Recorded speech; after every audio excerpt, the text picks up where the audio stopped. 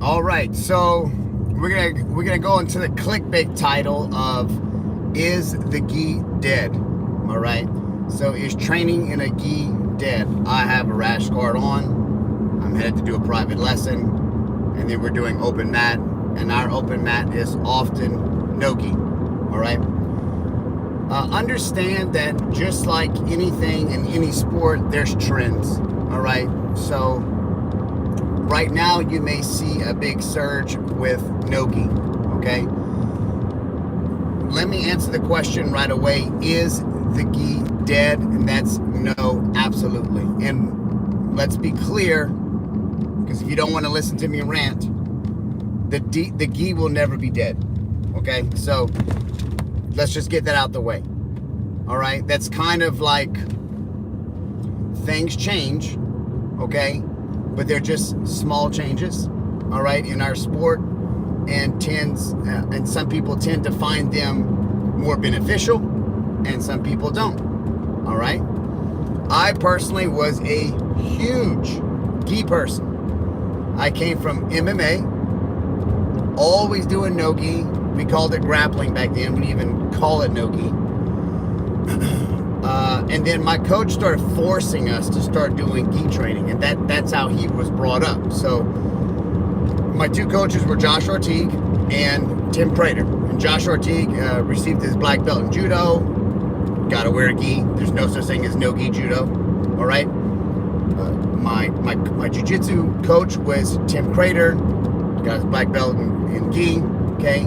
So it's something that they always reiterated to me, that you need to train in a gi. You need to train in a gi.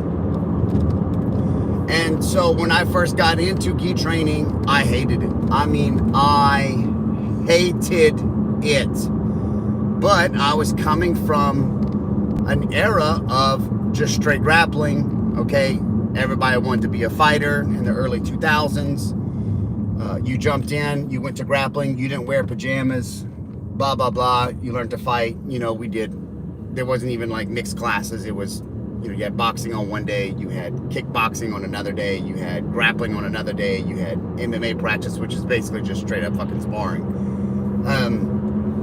So when I transferred to gi, I did not like it at all.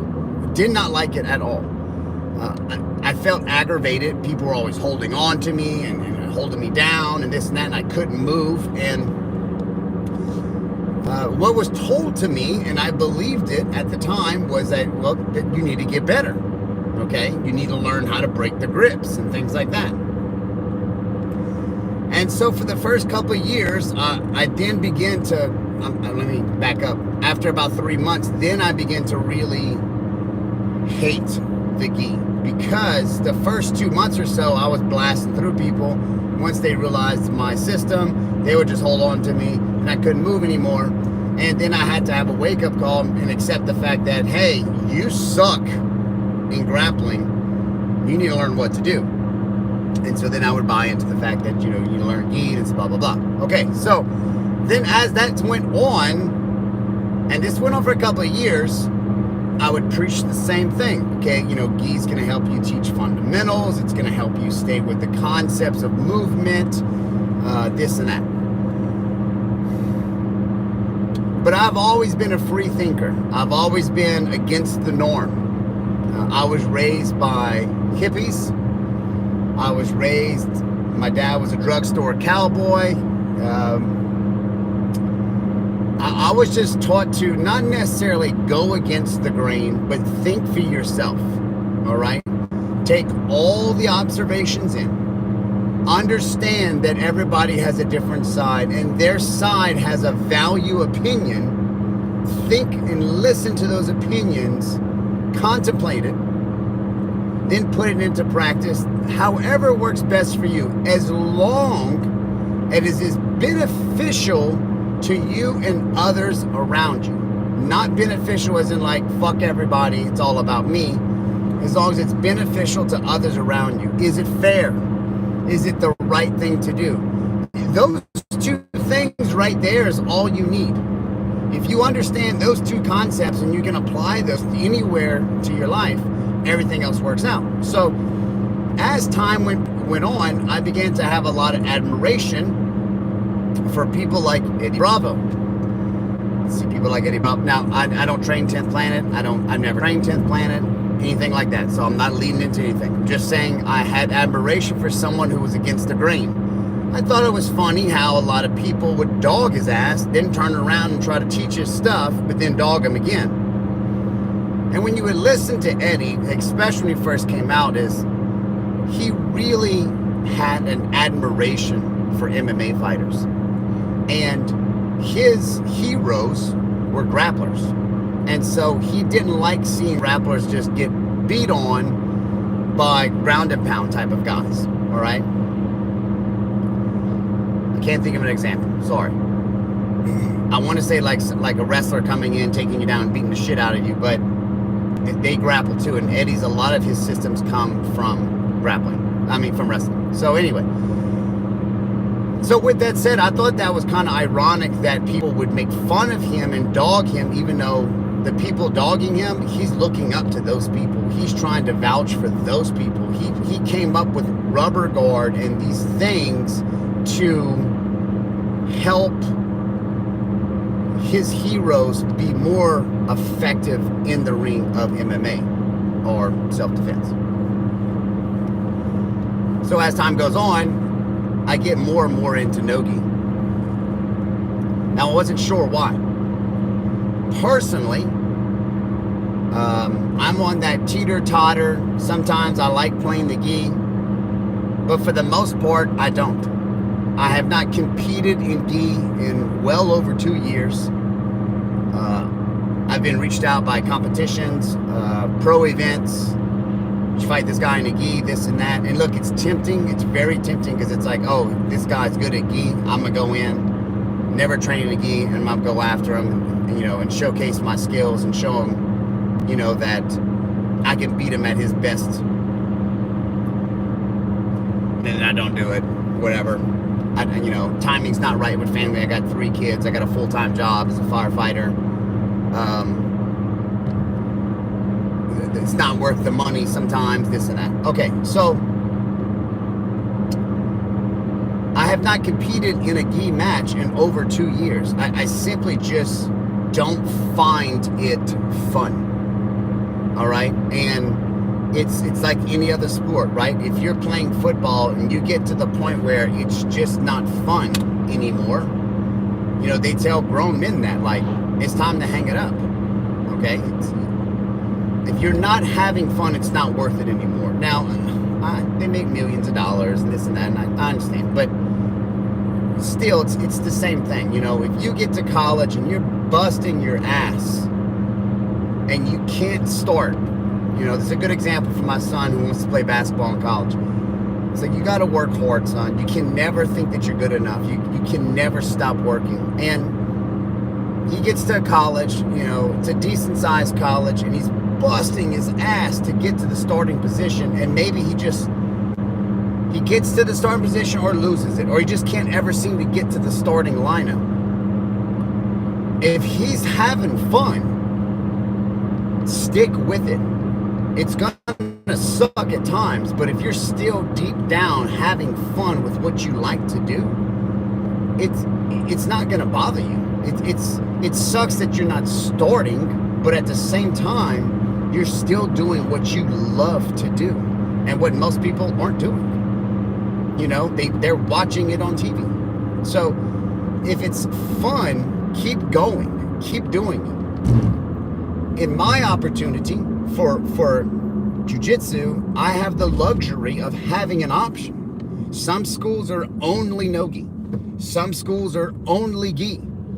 All right, so you are binded to that school, to a certain extent, and that's your only option. Where I teach, all right, at Acadiana Jiu-Jitsu, we have both. Right now in the mornings, we have a basic gi jiu-jitsu class, but every day at 11, we have a no-gi class. Why do we have that during the mornings versus the night? Well, because the vast majority of people in the mornings who are advanced and been there for a while, they just prefer to do no-gi. So the vast, and I mean like the vast majority, except for like maybe 2 people, all want to do no gi. Now, they don't mind doing the gi, and they come to the classes, but if they have a choice, they pick no gi, like open mat. We do no gi. And, you know, we'll have those 1 or 2 guys that'll ask, like, anybody want to bring in a gi? And we'll kind of laugh and snicker.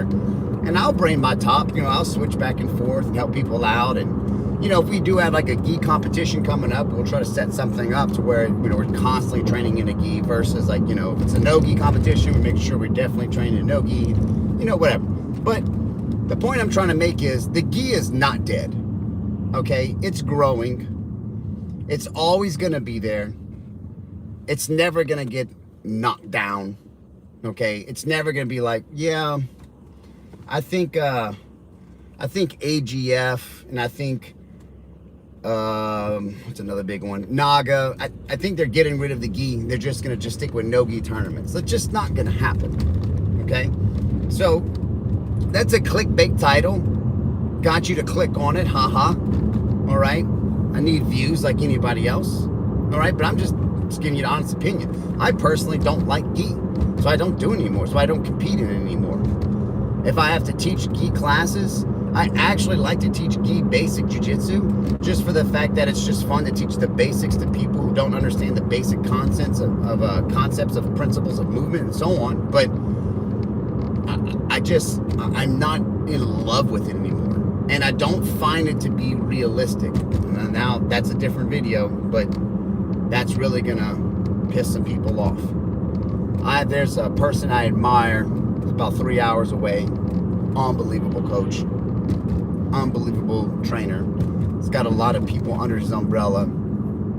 Good person, good man. You know, goes to church, family type of person, keeps everybody in order, military type of person, you know, but not overbearing. Prefers gi. He prefers gi. He thinks gi is more realistic for self-defense. I, on the other hand, I don't think so. You know, that's a different video. And I will make a video on that one soon. But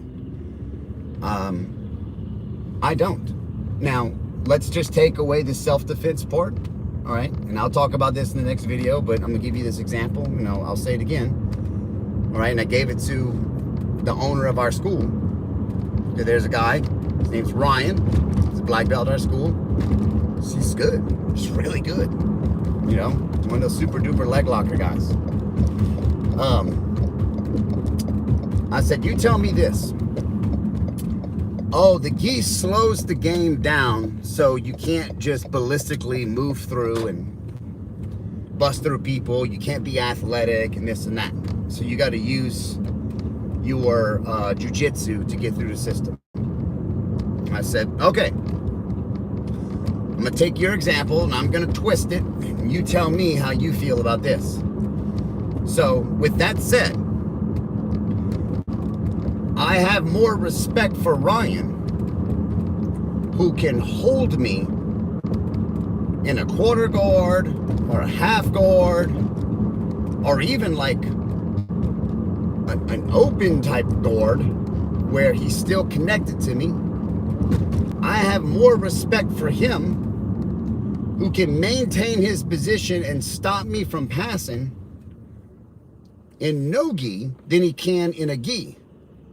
For the simple fact that in a gi, like they always say, oh, well, the gi slows the game down. So the gi slows the game down, not the opponent. That's not how it's supposed to be. If you're holding on to a lapel, if you're holding on to my belt, yes, that absolutely is going to slow me down, but that doesn't necessarily make you better. If I cannot pass Ryan in no gi, that means his concept of space awareness and spatial aptitude around a joint around my body is so tight and so clean of a technique that I still can't move through him efficiently. That's saying much more about Ryan and his technique versus him holding onto my collar or him holding onto my pants. All right? And when it comes to self-defense, I'll get into another video, like I said, but just people wearing t-shirts is not like wearing a gi. They're just different. And you're coming from someone who's been training for, I don't even know now, 16 years, 18 years, whatever it is, 20 years. You know, so the gi is not dead. People enjoy the gi. People love no gi and don't do gi. And people love the gi and they do not do no gi. And that's not going to change. And there's a large majority of them that do both. And simply will take whatever opportunity comes, tournament-wise or class-wise, to get better. I'm not going to necessarily say one is better than the other. They are both jiu-jitsu. You've both got to be good. You've both got to be willing to work through trouble scenarios. So overall, whatever you choose to do, one, the other, or both, you're still getting better. Gi is not dead. It is not going anywhere. It never will.